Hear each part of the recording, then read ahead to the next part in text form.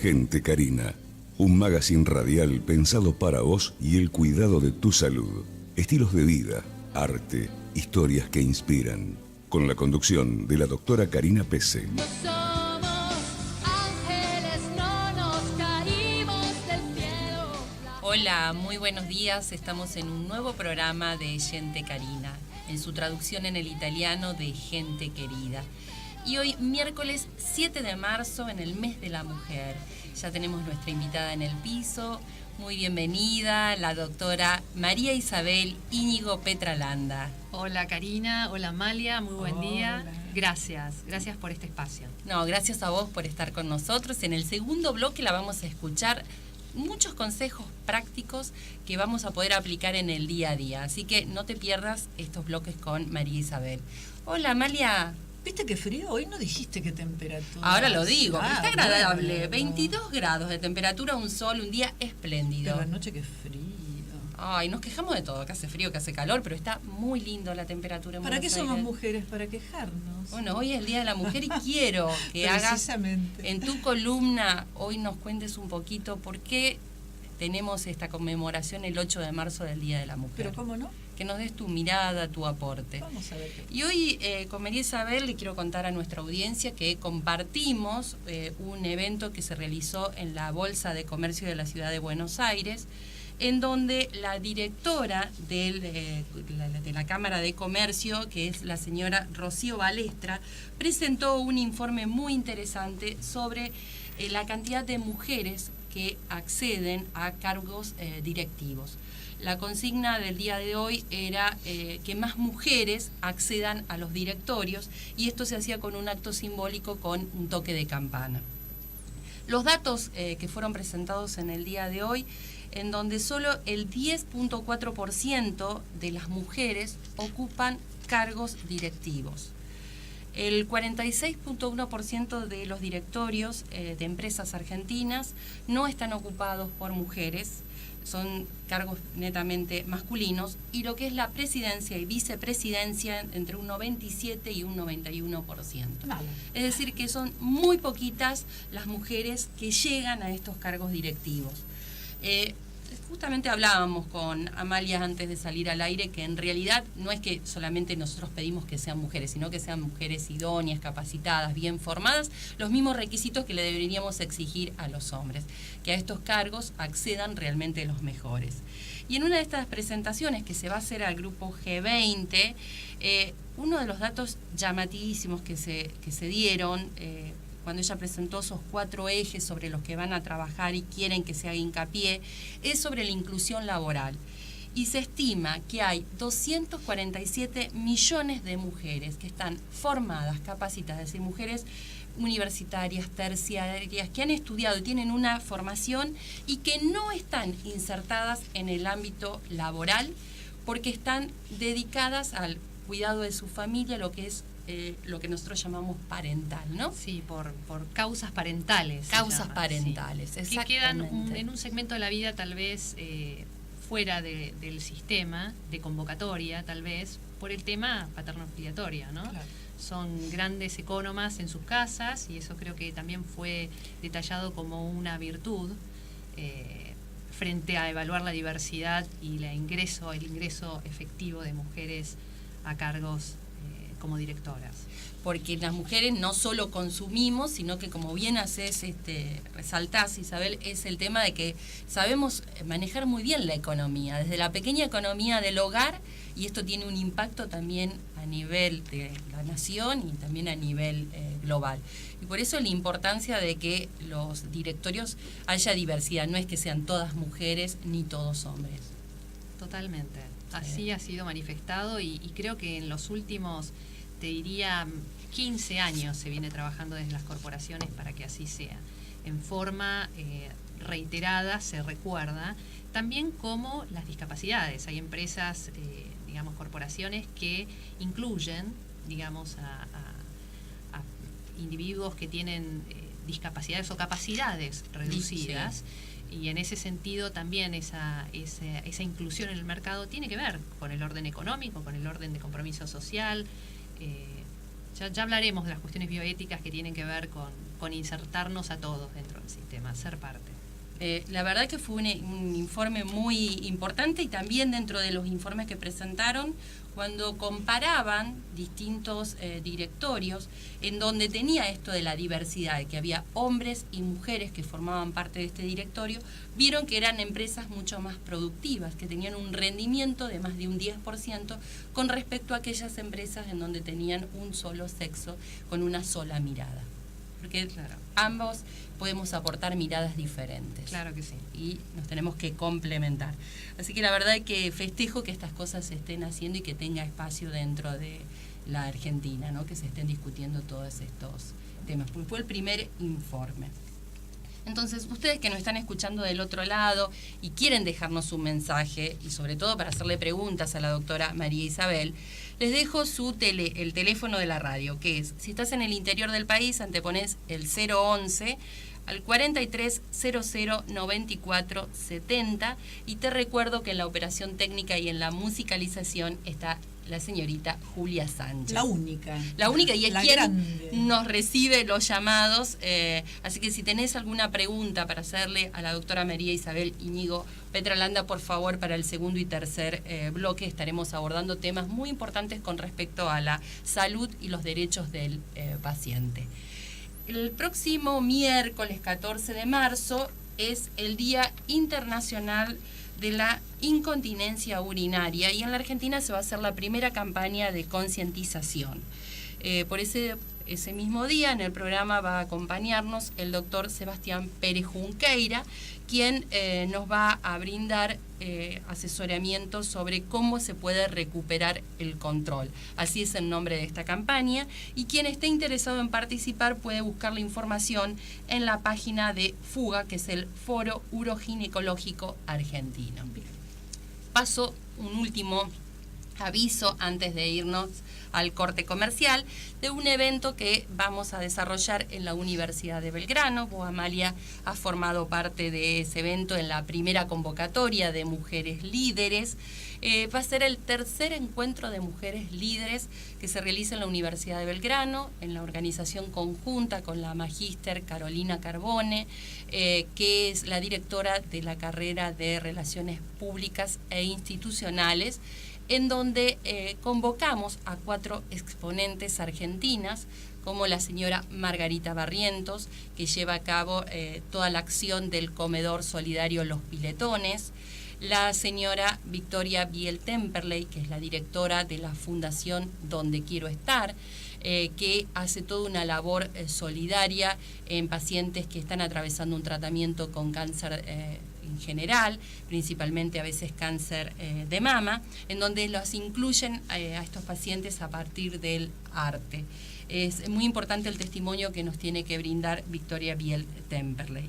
También nos acompañará la señora Eleonora Casano, que es bailarina, y la señora Karina Mazoco, que es actriz, conductora y comunicadora, que ella también es madrina y tiene su acción social con el Hogar El Nido de San Isidro. Es un evento que es gratuito, abierto a toda la comunidad. Están invitados no solo las mujeres, sino también los hombres. Es un lindo espacio en donde uno puede escuchar, reflexionar a mujeres muy importantes que han tenido dificultades en la vida y cómo las han podido sortear, y que generalmente eso resulta muy inspirador para quienes lo estemos escuchando.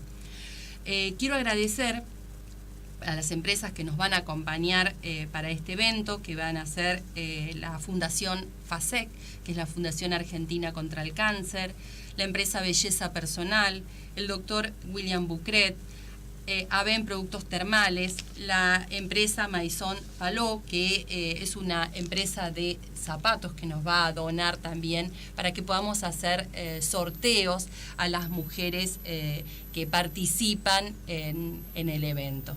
Así que va a ser un lindo momento grato, en donde van a tener un mimo para lo que es el alma, ¿sí? y también un mimo, muchas de ellas se van a llevar regalitos de las empresas que nos van a estar acompañando.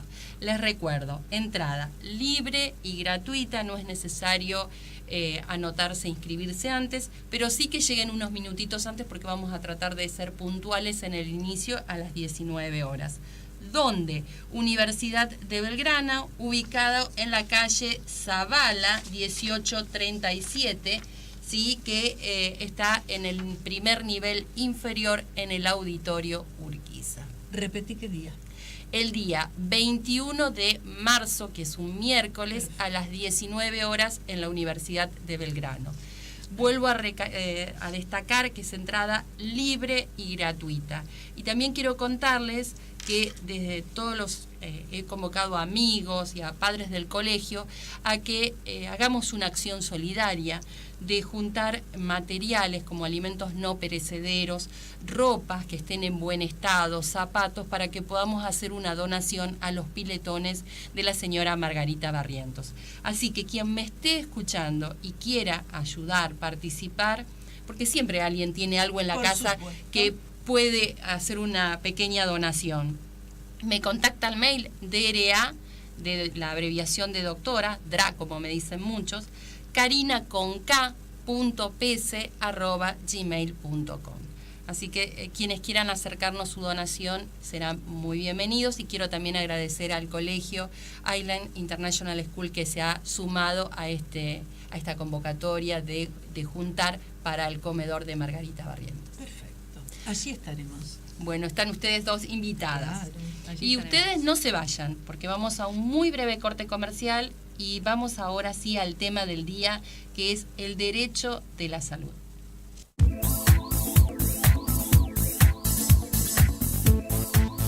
Dr. Williams Bucret, especialista en cirugía plástica, estética y reparadora. Creador de lipoescultura láser tridimensional y lifting facial mini invasivo láser. Miembro internacional de la Sociedad Americana de Cirugía Plástica, Sociedad Internacional. IPRAS. Sociedad Internacional IPRAS Iberoamericana. Sociedad Internacional Iberoamericana y Argentina, SACPER.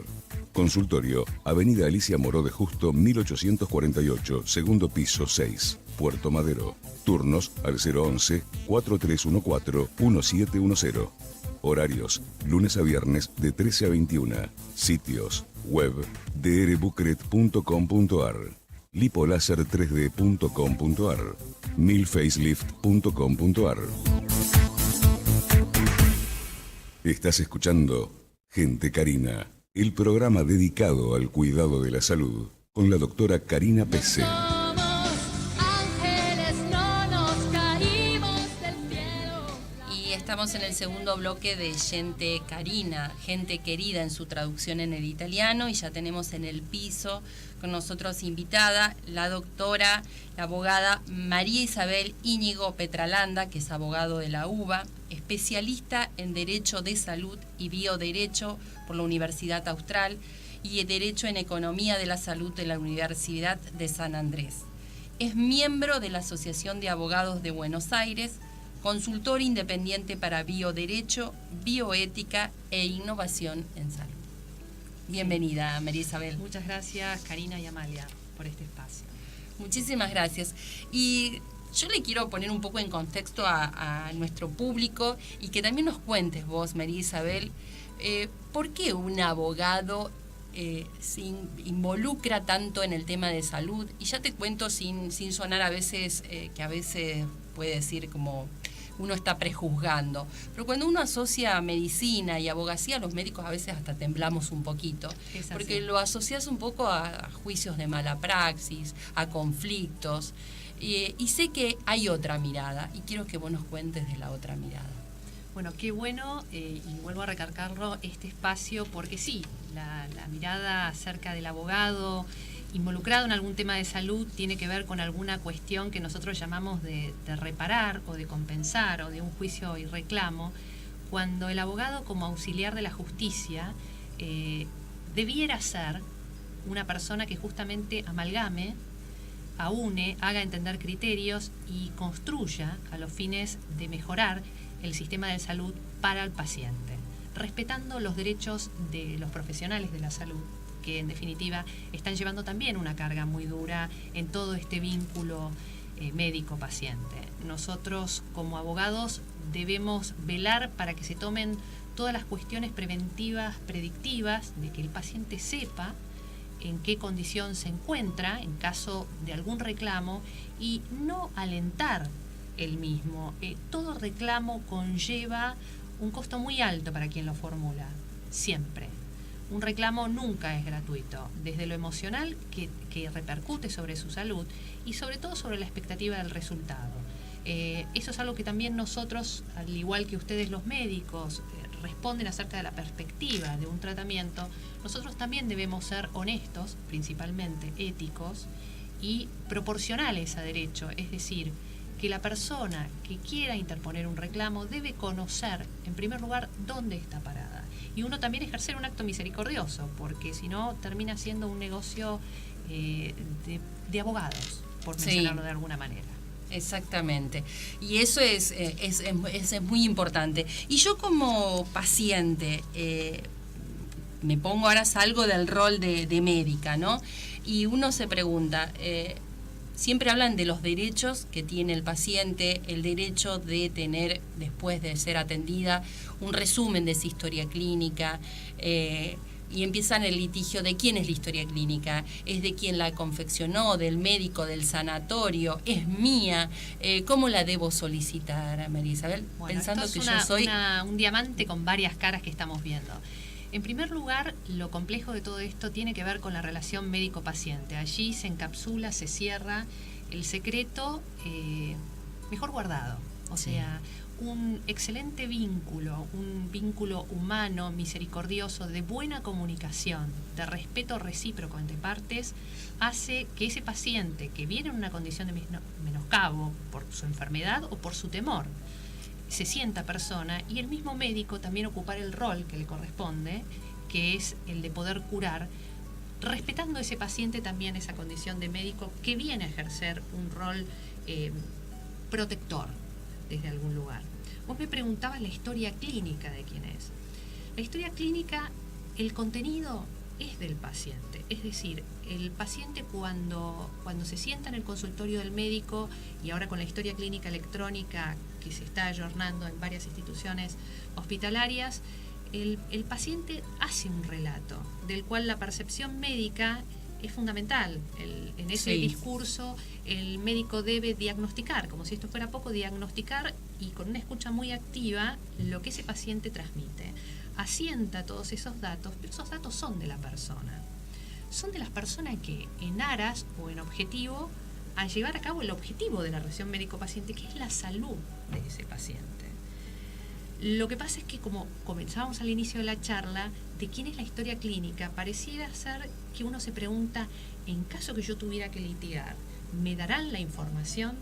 La información siempre es del paciente. La ley estatuye un periodo para entregarse esa historia clínica al paciente, un deber del director médico de la unidad hospitalaria de proveerlo. Son 48 horas, ¿no? Por la ley argentina. Sí, pero más allá de eso, poco le importa a un paciente esperar 48 horas si el vínculo que trazó con su médico es responsable, es de contención y es de respeto. Porque los problemas, nosotros lo sabemos como abogados, los problemas de comunicación son problemas de percepción. Quien no se siente escuchado o quien no se sintió acompañado en un proceso ya deja de pensar en ese vínculo natural y empieza a pensar en forma confrontativa. ¿Qué le llamamos nosotros confrontativa? Si yo escucho a mi médico, voy a depositar en mi médico toda la confianza. Exacto.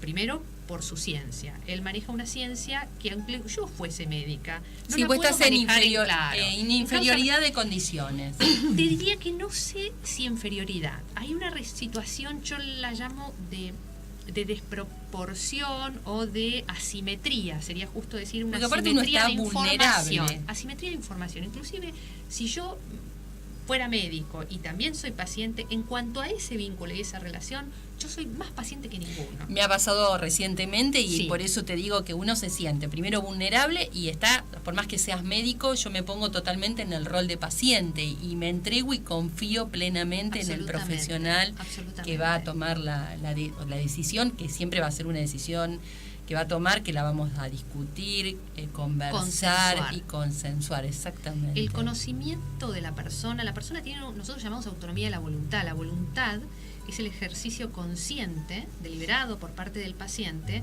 pero para tomar digamos, una decisión acerca de qué se va a hacer con mi cuerpo, yo tengo que conocer los distintos escenarios que me ofrecen y debo conocer las consecuencias. Las situaciones siempre y en todos los órdenes parecen menos aterradoras, no menos difíciles, recalco, menos aterradoras si a uno le explican la secuencia de lo que va a pasar. Pero hasta qué punto ese paciente está en condiciones de recibir una información, porque también el paciente tiene derecho a no querer recibir Tal cual. cierta información. ¿No, Sí, Amalia? sucede muy a menudo eso. Sí. Yo tengo muchas amigas que me dicen, en cuanto el médico me empieza a contar lo que me va a hacer, le digo, no, porque si no, no me lo hago. Usted haga. Si yo sé de qué se trata, ni siquiera voy a venir. Pero eso no es mucha responsabilidad también para el médico, porque en cierto punto uno, cuando sobre todo va a hacer alguna práctica que es invasiva, necesita que el paciente comprenda cuál es el procedimiento, cuáles pueden llegar a ser las complicaciones, porque si no es como que le está depositando todo lo bien o lo mal que le pueda ir a ese paciente, a ese médico. algún- Querida instancia- doctora, perdón, Perdón. tú eres médica. Hay gente que escucha la palabra sangre y se desmaya. De solo saber que va a entrar a un quirófano, la gente no duerme durante días. El quirófano aterra a determinadas personas. El olor a los medicamentos aterra. La ropa de los médicos aterra. Y entonces a veces si uno sabe... o sea, Por eso el miedo te paraliza, pero el miedo lo combatís informando y a veces puede llevarte varias entrevistas con ese paciente y le vas dosificando la información. Ahí creo que podría llegar a resultar, lo que dicen ambas se corresponde con la realidad. El médico, como buen médico y además en su vocación que es asistencial, Claro. me refiero al médico clínico o el cirujano que también va a intervenir, va a encontrar el momento preciso, tal vez no sea en la primera, tal vez sea a través de una comunicación a un familiar, de abordar ese conocimiento. Estoy convencida que estamos atravesados por valores bioéticos en todas las profesiones y la del médico más. Desde el momento en que se forma en la universidad, a uno le tendrían que explicar ese gran pasivo que es ejercer la función del galeno. Y cuando su famoso juramento hipocrático, la cantidad de pasivos, pero la cantidad de satisfacciones que también lleva la profesión de la medicina. El pasivo siempre está, porque nosotros sabemos que los médicos tienen con respecto, además de hacer su mejor arte y seguir los mejores procesos y tener un cuidado del paciente que está tan centrado. Hoy la centricidad de paciente es un tema que se estudia y el cuidado de paciente y bajar la contingencia, pero el médico tiene que saber que desde la mañana que sale de su casa hasta que se va a dormir, toda su conducta podrá tener su vida personal, pero su vida laboral lo va a determinar muchísimo. Yo te pregunto a vos, Karina, si muchas veces no te vas a dormir pensando en la paciente que tal vez ha recibido un diagnóstico, que has sabido comprender esa situación o has sabido comunicarla de la manera más misericordiosa, seria y con el respeto, porque esa lectura es una lectura muy, muy perceptiva, muy fina, es como la música, suena en ese momento. Pero para los que tienen mal oído, también la ley estatuye ciertas conductas a través de los códigos deontológicos que nosotros llamamos los códigos éticos y de normativa que tiene cada colegiatura le llamamos a las asociaciones médicas que están agrupando a estos médicos para que sepan cómo moverse frente a una comunicación a un paciente. Esto yo siempre digo es una relación de a dos, es una relación donde si la relación es sana y con los preceptos, digamos, del respeto interpersona y conociendo cada uno de los pacientes, porque el médico también tiene sus derechos frente a todo el sistema de salud, a veces muy vulnerados. Sí. En muchas ocasiones. El paciente, como se presupone esa condición, digamos, de asimetría de información, siempre pareciera ser que la duda va a favor del paciente. En los amparos, digamos, la situación de amparo como medida, digamos, rápida frente a una violación de un derecho constitucional, de un no suministro, también, a ver, nosotros como abogados debemos entender si una medida de amparo es costo efectiva y si es prudente de llevar a cabo, porque por alguna razón, digamos, el efector de salud la propone, pero también el efector de salud, llamamos nosotros efector de salud al médico o institución hospitalaria que promueve algún tipo de acto o práctica médica donde va a tener que fundarlo.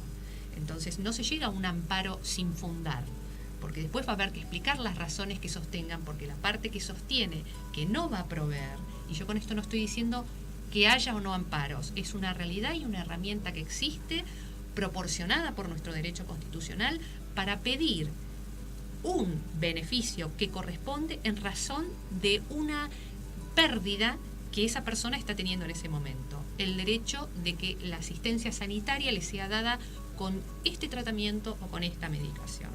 Entonces esto no tiende a ser un juicio de valor, sino para aplicar el mejor criterio ético a la hora de definir, nosotros como abogados, Sí. La viabilidad de un amparo. La industria del juicio asusta, y mucho.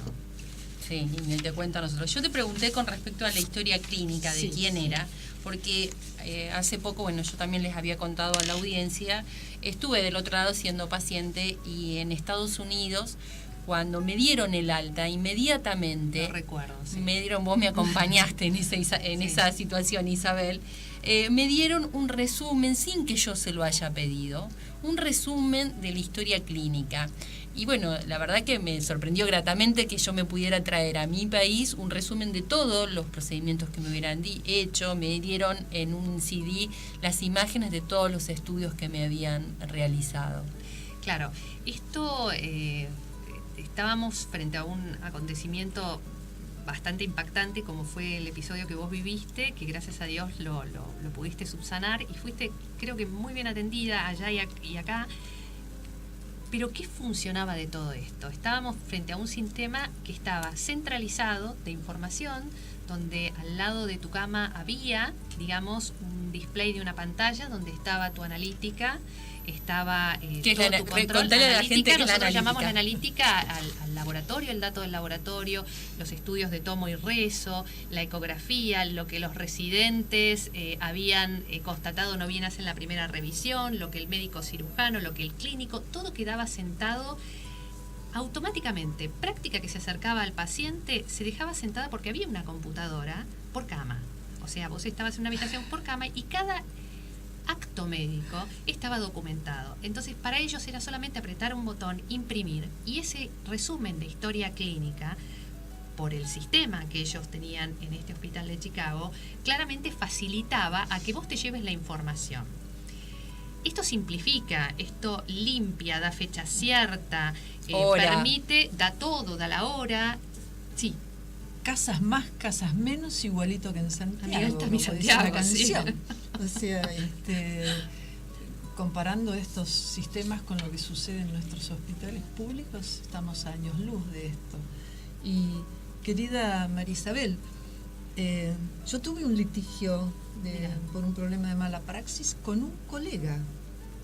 Yo docente universitaria y mi colega docente universitario, decano de la carrera de odontología, y tuve un problema en el consultorio de él, generado por él, con algo que él no previó, y yo esperé un año, y al año, al ver el abandono de persona y lo mal que yo me sentía, yo inicié una instancia judicial.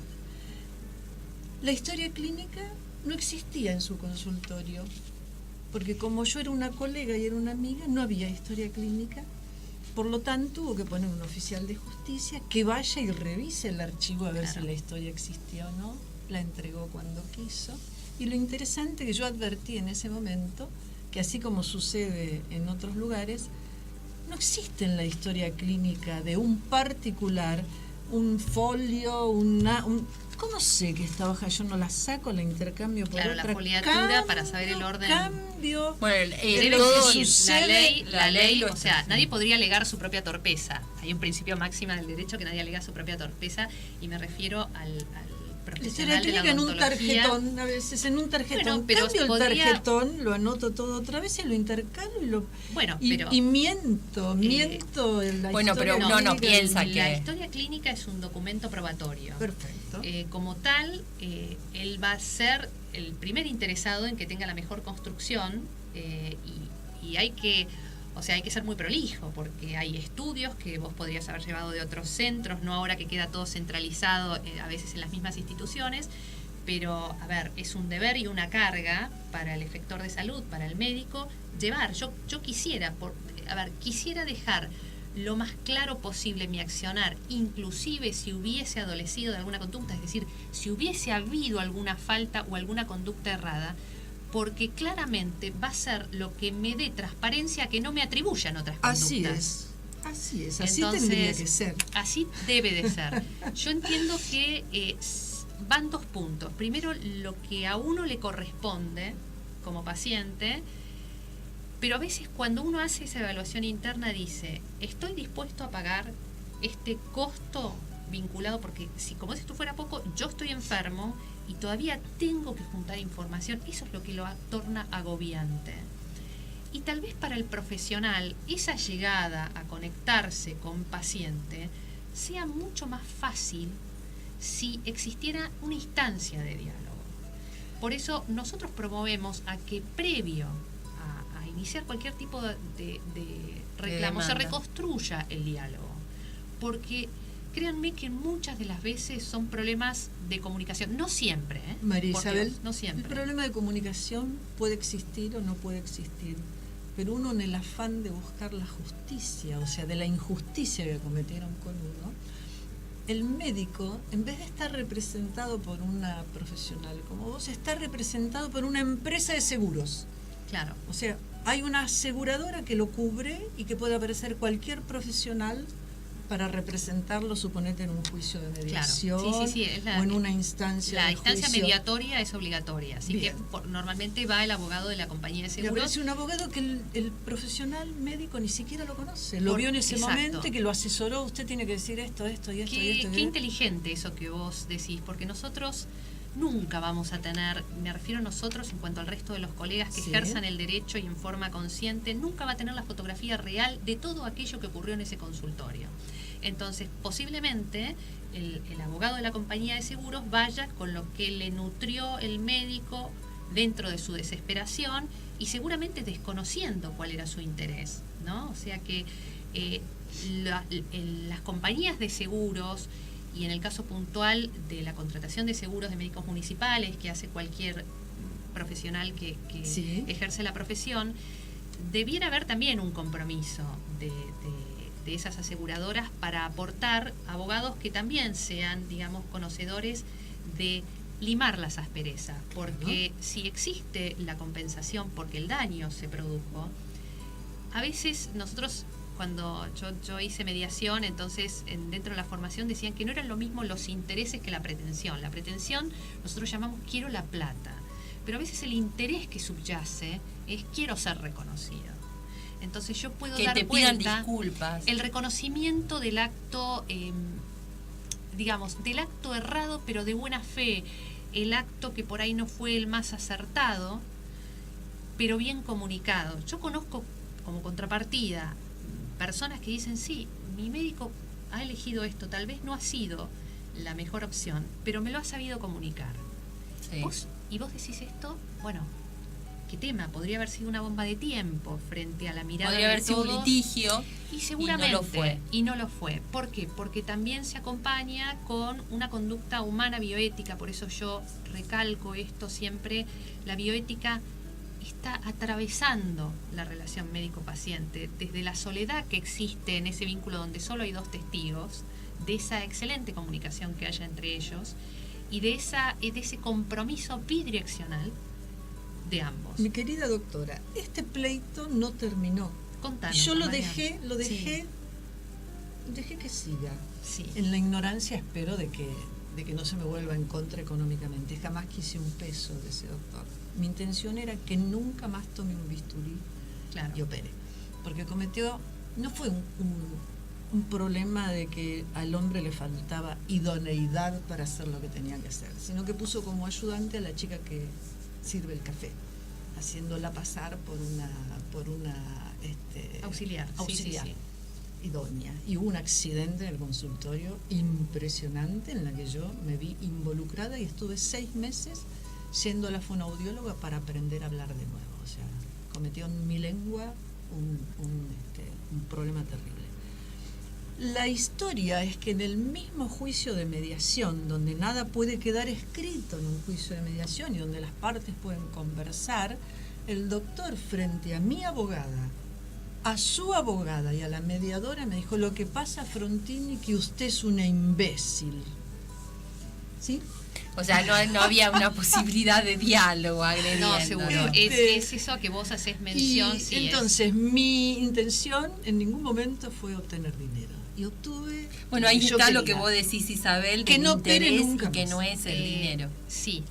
Y, a ver, ha Por ahí eran tomado- unas disculpas que vos querías, Amalia. Claro, me ¿no? hubiera encantado que me diga: mire, Amalia, qué sé yo, no me di cuenta, como esto lo hago siempre, hice miles de estas cosas, jamás se me ocurrió, no me imaginé que iba a suceder esto.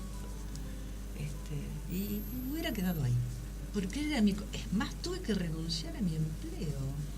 Porque Comprendo, de la vergüenza de no verlo en los pasillos, siendo yo una profesora estándar, normal, y él un capítulo. Ahí está lo que vos decís, que el costo que a veces se paga Es que llevando el a costo cabo. está implícito, por Sí. eso que no debiera, a ver, porque ya eso podría ser hasta una intimidación para no iniciar ningún tipo de reclamo. Claro. Pero el costo es el costo emocional que significa volver a transitar por el Sí, episodio por del infortunio, supuesto. porque nadie podría explicar a un mediador las circunstancias. Si bien no se documenta la mediación ofrece un espacio, Amalia, de diálogo, Sí, claro. y ahí está la responsabilidad y el puente jurídico de la labor del abogado como auxiliar de la justicia en tema de litigio, porque llegar a mediación no es la situación grata. La mediación es cuando hablamos del pasado siempre. No hay nada más triste en derecho que hablar del pasado en ocasión de remediar, porque uno no puede traer esa fotografía. Sí, es muy Y difícil. y requiere un arte de poder redefinir los intereses y las pretensiones de las partes. Entonces, reconstruir eso es una situación, digamos, más catastrófica que Sí. prevenirla. Entonces, por ahí, y me atrevo a decirlo, ese profesional tal vez tome un celoso cuidado de llevar su historia clínica. No opera más, porque era un señor mayor. Yo no sabía que tenía 86 años porque daba 68. Claro. O sea, daba la apariencia. Igual con sus 70 y pico 80 y pico podría haber sido. Es un gran cirujano.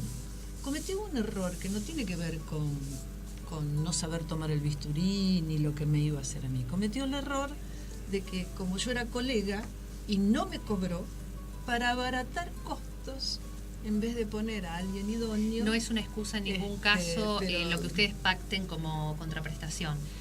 Nunca lo sería. Yo creo que justamente deben ser conocedores los médicos del gran pasivo, cualquier profesional de la salud, que implica el gran pasivo de tomar ese diploma, de aceptar la especialidad y de lanzarse al diario en una tarea que, además de asistencial, conlleva la gestión, conlleva la psicología, conlleva la misericordia y conlleva la aceptación, ¿no? Porque siempre la conducta debiera ser de una aceptación frente a esto que hablábamos de la disparidad o la asimetría de Tal información. cual. Bueno, Y para eso- simplemente Con respecto a una anécdota. a la información, es tan importante el consentimiento informado. Claro. Y quiero que me hables sobre la importancia de este documento legal en donde los médicos le explicamos a los pacientes todo lo que es el procedimiento y cuáles pueden ser las complicaciones, pero quiero que me lo cuentes en el tercer bloque del programa. Y nos vamos con esto a una muy breve pausa comercial.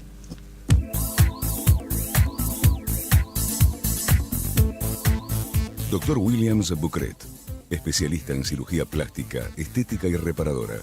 Creador de lipoescultura láser tridimensional y lifting facial mini invasivo láser.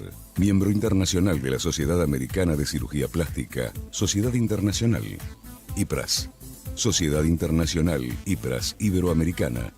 Sociedad Internacional Iberoamericana y Argentina, SACPER. Consultorio, Avenida Alicia Moró de Justo, 1848, segundo piso 6, Puerto Madero. Turnos al 011-4314-1710.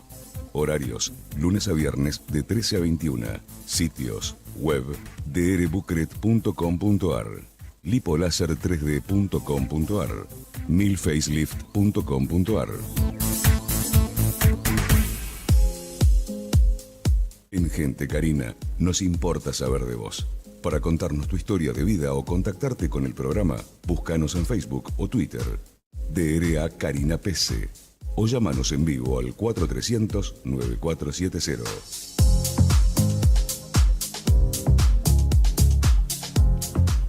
Estamos en el tercer bloque de Gente Carina y seguimos con la doctora María Isabel Íñigo Petralanda, y te hice una pregunta, María Isabel, antes de irnos al corte, con respecto al consentimiento informado. ¿Qué es el consentimiento informado? Bueno, en la relación de médico-paciente es una relación bilateral. Nosotros, el médico nos explica las conductas, nos informa acerca de la enfermedad o de la prevención de enfermedad, y si hubiera que hacer algún tipo de estudio, alguna maniobra, alguna conducta que implique poner nuestro cuerpo, nosotros debemos consentirlo. ¿Y por qué consentimos? Consentimos porque el cuerpo es de la persona, fundamentalmente. Y aparte porque el médico necesita también conocer que esa persona tomó conocimiento y en ese caso prestó voluntad, y por eso se pide que sea por escrito. Esto no es un tema menor, y no a los fines de la prueba exclusivamente en caso de un reclamo, sino que el consentimiento informado materializa la voluntad del paciente y también infiere que el paciente ha recibido información acerca de la práctica. Es fundamental esto que estás diciendo, y que también en el contexto que uno le da ese consentimiento informado. En mi práctica diaria, antes de realizar algún procedimiento intervencionista en la mama, que es a lo que me dedico, a los pacientes, cuando ya toman el turno para hacer el procedimiento, le damos el consentimiento. De esta manera ellos pueden leerlo tranquilo en su domicilio, pueden subrayar las dudas, y cuando vienen recién a hacer el procedimiento podemos conversar, y recién ahí, ya cuando no tiene más ninguna duda, firmarlo, lo firma él y lo firmo yo. Eso es lo que corresponde. Qué bien, qué bien. Eso es lo que corresponde desde la responsabilidad y la toma de conocimiento. Yo vuelvo a recalcar, no se puede hacer una toma de conocimiento en un acto de emergencia, en un acto donde el conocimiento no es pleno, en donde el conocimiento está turbado por el miedo, por la incertidumbre. Ese no es un consentimiento, o no es un consentimiento pleno. Entonces, tener la posibilidad es maravilloso de poder leer en casa junto con el posoperatorio, porque normalmente si fuese una práctica quirúrgica también se explican las consecuencias posteriores. Ese conocimiento permite que la persona llegue más allá del texto escrito a conocer la secuencia de lo que va a pasar. Eso tranquiliza. Sí. Recibirlo de antemano es un acto que se corresponde éticamente con entender que ese paciente debe conocer. Y en segundo lugar, cuando el consentimiento debe ser firmado el día del momento de la práctica quirúrgica, no debe haber una fecha muy distante, porque el paciente lo define en ese momento. Normalmente es el cirujano en un acto quirúrgico, va a ver a la sala al paciente o en el preoperatorio consciente, sin medicación previa, y le dice, constata la voluntad de esa, que la deja sentada. Normalmente las prácticas hacen que todo, y eso va a ser la inteligencia del profesional de la salud, lo hubiese conversado con anterioridad. Por eso el médico conoce el timing que le va poniendo a cómo va decantando esa información. Es un documento estructural absolutamente. Le da fecha cierta a la práctica y materializa, nosotros decimos documenta, la voluntad de las partes, no solo de la parte, sino que el médico también se lleva que ha comunicado. Puede ocurrir que materialmente no lo haya hecho y ahí viene la contingencia jurídica que excede a los papeles, porque Sí. si yo tengo un reclamo y tengo consentimiento, servirá el consentimiento para Desde que el lo- médico esgrima una defensa, pero el problema ya lo tiene. Claro, Entonces, porque generalmente lo que en la facultad siempre se analiza, hace poquito estaba viendo un estudio de Massachusetts, que la mayoría de los errores médicos que terminan en un litigio es por un problema de comunicación en donde indudablemente, Karina. el profesional indudablemente. no comunicó adecuadamente, y la mayoría de las pacientes en este trabajo de Massachusetts, que eran sobre pacientes obstétricas que fueron a litigio y les preguntaron por qué fueron a litigios, y la mayoría recaía en este tema, en donde no me informaron adecuadamente cuáles pueden ser las complicaciones, nadie me escuchó. Absolutamente.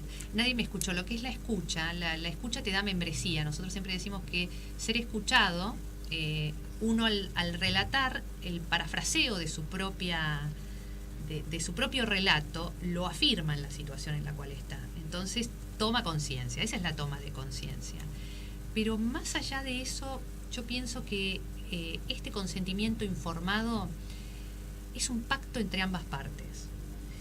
Aparte, el médico no atiende un solo individuo. O sea, por ahí atiende al primero con esa paciencia, al segundo, al tercero, pero el sistema de administración de esa salud a veces le pone circunstancias no tan confortables a los fines de poder dedicarse exclusivamente. Ya la historia clínica implica un movimiento que es la carga y el diagnóstico del paciente. O sea, yo tengo que estar escuchándolo, cargando normalmente sistemas donde se están integrando ahora el uso de la historia clínica, y su atención está puesta a pasar la información a un sistema que por supuesto es mucho más ventajoso, pero también a estar escuchando a ese paciente.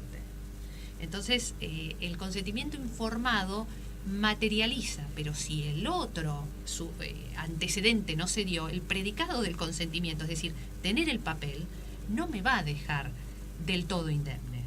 Ya el hecho que se dispare un reclamo ya me puso en boca del problema. O sea que volvemos a Deben destacar... existir consentimientos informados, Sí. y debe existir un riguroso y celoso cuidado en la comunicación médico-paciente, y debe aportarse al sistema de administración dentro del sistema de salud auxiliares que ayuden a que esa comunicación fluya. Sí, la inversión en el recurso humano para acompañar a los efectores de salud, a los médicos, es fundamental. Hacen mucha más liviana la tarea del médico, porque a veces si uno se tiene que parar, recibir, llamar, convocar, atender una situación crítica y después levantar un teléfono, te llegó una carta documento, te llegó un reclamo, es desquiciante para el profesional de la salud. No la tienen fácil, Karina. No la tenemos fácil. Y quería saber, ya para cerrar el tema y darle el paso a Amalia, que nos cuente un poco de la historia de por qué se conmemora el Día de la Mujer mañana. Quería preguntarte cuáles son los desafíos futuros que tienen ustedes desde la abogacía conjugado con la medicina en el derecho en salud. Bueno, es una pregunta muy integradora de todo esto que estuvimos hablando, y muy en boga para todos los que estamos vinculados en derecho de salud y gestión de salud. Somos auxiliares. Nosotros somos auxiliares de entender que son disciplinas entre frontera. Normalmente no. Nosotros los abogados no conocemos a veces las decisiones médicas en qué se basan. Podemos saberla de responder alguna demanda o de entrar en el conflicto, uno se adentra, pero ser una buena amalgama entre el conocimiento y la ciencia, el estudio de la conducta sistematizada del hombre éticamente, los aspectos bioéticos, y el derecho, en ese puente trazamos, el puente bioético, trazamos el sistema jurídico un lazo con la comunidad sanitaria. El desafío es ser excelente auxiliar, no promotor de una circunstancia de agravio o de ataque. Es construir como en todos los órdenes. O sea, el abogado especialista en derecho de salud debe entender el sistema de salud, en su economía, que se mide económicamente en Qualys, por ejemplo, o hay algoritmos económicos que tienen que ver con cálculos que son totalmente distintos a los de la economía común. Hay que conocer que nuestro sistema argentino es segmentado y fragmentado, que tiene otra particularidad muy poco afable, que las decisiones en salud se toman en base al contexto de los diferentes actores que tenés, que entre ellos muchas de las leyes también de salud, sin ir más lejos, la Agencia de Evaluación de Tecnología Sanitaria se trató en la reforma laboral y uno dice, ¿cómo dentro de la reforma laboral? Sin embargo, ahí hay abogados, juristas, economistas, un sinfín de personas que nosotros vemos. Esto no puede manejarse solamente entre el experto médico o el experto jurídico. Acá hace falta un trabajo en conjunto que es Trabajo en mejor, equipo. absolutamente, y de todas las disciplinas. Bueno, María Isabel, la verdad que un placer Ha sido mío, enorme. ha sido mío. ¿Dónde te pueden contactar? Yo te dejo después los datos ahí a mi email. Yo trabajo en forma independiente. Bueno, Karina, pondré al pie de página todos mis datos al servicio de lo que, y también pro bono, lo aclaro, por cualquier persona que tuviese algún tipo de duda, lo que fuera. Parte de mi tarea es también asistencial, así que cualquier consulta que yo pueda ayudar, desde luego, totalmente libre y gratuita, de cualquier costo vinculado. Muchísimas gracias, la verdad que un placer No, por escucharte. favor, a Quedaron ustedes. muchísimos temas Tiene que volver. Lo volvemos a tocar. Y le ponemos la musiquita a Amalia.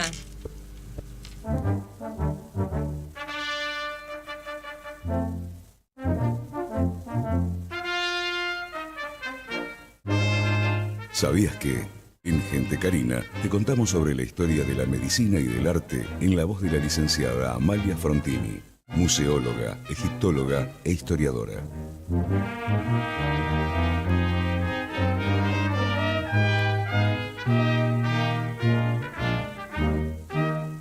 Amalia. Karina querida, qué hermosa visita la de esta doctora, ¿eh? La tenemos que invitar otra vez porque hay un montón de cosas que quedaron en el tintero. Muchas, sí, muchas. Bueno, vamos a conversar sobre el Día Internacional de la Mujer y vamos a comentar que en el año 1975 la Asamblea General de Naciones Unidas determina y declara que va a haber un Día Internacional de la Mujer. 2 años después, ¿qué es lo que hace esta asamblea? Invita a todas las naciones del mundo para que a través de los usos y costumbres de cada país alguien determine cuándo quiere que sea el Día de la Mujer en su nación. No es que hay una fecha fija. Pero cuando hace esta invitación, le va a llamar así: Día Internacional por los Derechos de la Mujer y de la Paz Internacional. Entonces voy a comentar un relato que tiene que ver con la paz internacional, o que tiene que ver con la paz y con las mujeres y con el derecho a ser mujer. Y para eso me voy a retrotraer, que es mi misión, a la historia. Y me voy a ir al año 411 a.C., donde un autor anónimo crea una obra de teatro en Grecia que se llamó Lisístrata. ¿Cuál es el guión de esta obra de teatro? Es una contienda que va a haber en una isla de Grecia, donde alguien va a venir a atacar, y todos los hombres, en nombre de la nación, de la patria, de la libertad, del derecho y de lo que fuere, tienen que ir a la batalla. Y las mujeres dicen, están en inferioridad de condiciones, van a volver muertos nuestros esposos, nuestros hombres, nuestros hijos, nuestros padres. Tenemos que hacer algo, esta batalla no tiene que darse. Y entonces Lisístrata, como los hombres decían que la batalla por el honor de la patria tiene que darse, las invita a ir a la Acrópolis. Y medio que las retiene, y se produce en la historia la primera huelga sexual que la humanidad va a conocer, a pesar de que es en una obra de teatro. Las mujeres se niegan a volver a sus casas y sobre todo a no hacer el amor nunca más. Los hombres, por supuesto, deciden que a la guerra van a ir igual. Pero ¿qué sucede? A la semana de no estar estas señoras, las propias señoras empiezan a asustarse. Dicen, no, pero cuando volvamos nos van a pegar, nos van a maltratar. Cosas que suceden a lo largo de la historia y en esta época también pasaban. Hasta que los hombres, apenados porque no tenían a sus mujeres en la obra de teatro, la van a ver a Lisístrata y la convencen de que las mujeres vuelvan, que quieren estar con ellas y que la guerra no la van a hacer. Los enemigos, al ver que no se presentan en batalla, dan por perdida ellos la guerra, porque no lograron azuzarlos para que combatieran. Y entonces el beneficio de esta obra de teatro es que las mujeres vuelven a sus casas, que los hombres las buscan, que se hace la primera huelga sexual que la humanidad conoce y que encima van a ser ganadores de una batalla que no existió. Me hace recordar a la película esta extranjera, La Fuente de las Mujeres, en donde las mujeres tenían que ir a buscar agua, basado en una historia real.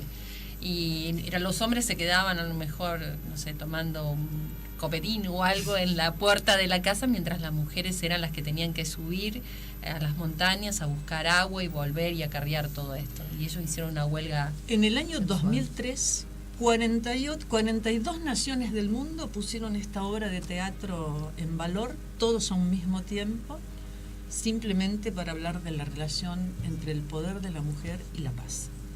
Pero ahora voy a ir a hablar de otra señora que se llamó Hipatia, que vivió en el siglo V después de Cristo, que también griega, que fue la primera científica que la humanidad conoció. Ella era física, matemática, astrónoma y, por supuesto, vivía en el norte de Egipto, en Alejandría, donde estaba la gran escuela de Alejandría. Y si bien estaba casada con otro científico, ninguno de los dos practicaba hacer el amor. Los dos eran vírgenes y se dedicaban solamente Estudiar. a besarse, a acariciarse, pero no tenían relaciones más íntimas que esto, y solamente a enseñar. La primera gran mujer científica que hubo en la historia. Por supuesto que a los 40 años fue asesinada por los fanáticos, los primeros fanáticos cristianos que se conocen, porque resulta que ella enseñaba y se convertía en una mujer pagana que no pregonaba el cristianismo, sino que pregonaba la ciencia. Una gran víctima de la maldad humana, pero que bregaba por los derechos de la mujer a enseñar. Ahora, a mí lo que me gustaría, que es mi misión en este programa, que tiene que ver con la medicina, es definir a la mujer desde la biología. Porque cuando averigué lo que quería decir mujer en el diccionario me enojé mucho y no lo voy a comentar en este programa, pero la voy a definir biológicamente.